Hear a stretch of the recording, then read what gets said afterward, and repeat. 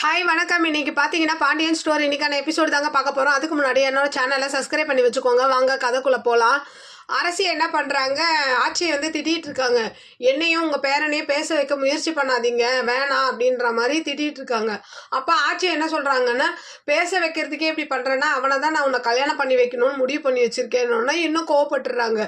இவரெல்லாம் நான் ஒன்றும் கல்யாணம் பண்ணிக்க மாட்டேன், இவர் வந்து பொண்ணுங்களை கடத்துறவரை போய் நான் கல்யாணம் பண்ணணுமா அப்படின்னு கேட்கும் போது அப்போ ஆட்சி சொல்கிறாங்க, அவன் இப்போ திருந்திட்டாண்டி, முன்ன மாதிரி இல்லை அப்படின்னோன்னா, திருந்தினா அவருக்கு நல்லது, என்ன எது கல்யாணம் பண்ண சொல்கிறீங்க, இந்த மாதிரி பண்ணிட்டு இருந்தீங்கன்னா நான் அப்பா கிட்ட சொல்லிடுவேன் அப்படின்ற மாதிரி ஆட்சியை பிடிச்சி திட்டி விடுறாங்க.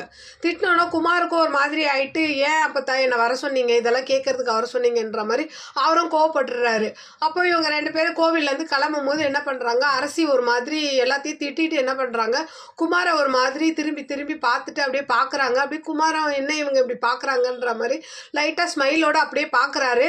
அடுத்த சீன் பார்த்தீங்கன்னா, கோமதி வந்து கீரை உருகிட்டு இருக்காங்க. அப்போ எழுந்துக்கும் போது என்ன ஆகுதுன்னா, அவங்களுக்கு தலை சுற்றுற மாதிரி இருக்குது.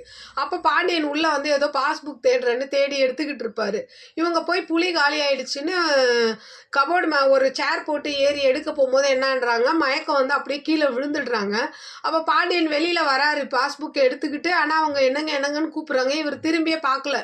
இவர் என்ன இப்போ தானே கீரை நல்லா தானே உருவிட்டு இருந்தா, அதுக்கு என்ன ஆச்சு, இவ ஏன் இப்படி கூப்பிடுறா, அதுக்குள்ளே ஒரு நாடகம் போடுறாளா அப்படின்னு சொல்லிட்டு இவர் என்ன பண்ணுறாரு, திரும்பி பார்க்காம அப்படியே கிளம்பி போயிடுறாரு. கொஞ்ச நேரம் கழிச்சு பார்த்தா சரவணன் வராரு. வந்தவொடனே ஏதோ சார்ஜர்லாம் போட்டு எங்கள் வீட்டில் அம்மாவை காணோம் தேடும் போது அவங்க கிச்சனில் மயக்கம் போட்டு விழுந்து கிடக்கிறத பார்த்துட்டு வெளியில் வந்து ஹெல்ப்புக்கு ஆள் கேட்குறாரு. அப்புறம் பார்த்தீங்கன்னா அந்த இடத்துல பழனி வராரு.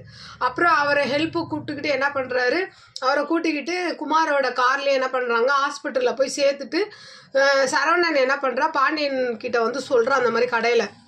அப்பப்பா அம்மா இந்த மாதிரி மயங்க போட்டு விழுந்து ஹாஸ்பிட்டலில் சேர்த்துட்டு வந்திருக்கேன், பேச்சு கூச்சு இல்லாமல் இருக்காங்கன்னு இவர் யோசிக்கிறார். நல்லா தானே இருந்தா, அதுக்குள்ளே எப்படி மயக்கம் வரும், சரி கடையை அடைச்சிடுவா, நம்ம போய் பார்ப்போன்னு போய் ஹாஸ்பிட்டலுக்கு போகிறாங்க. அங்கே பார்த்தீங்கன்னா மீனா கதிர் எல்லாமே இருக்காங்க. அப்போ டாக்டர் வந்து சொல்கிறாங்க, அவங்க வந்து எக்கச்சக்கமாக பிபி சுகர் எல்லாமே கம்மியாக இருக்குது, அவங்க மாத்திரை போடுறாங்களா இல்லையா, கவனிச்சிங்களா இல்லையான்ற மாதிரி கேட்கும்போது எல்லாரும் ஒரு மாதிரி தெரியலன்றாங்க. சரி அவங்க எவ்வளோ நேரமாக மயக்கத்தில் இருக்காங்க அதையா சொல்லுங்க அப்படின்னோன்னு சரவணன் வந்து எனக்கு தெரியல அப்படின்றான். அப்போ பாண்டியன் வந்து யோசிக்கிறாரு.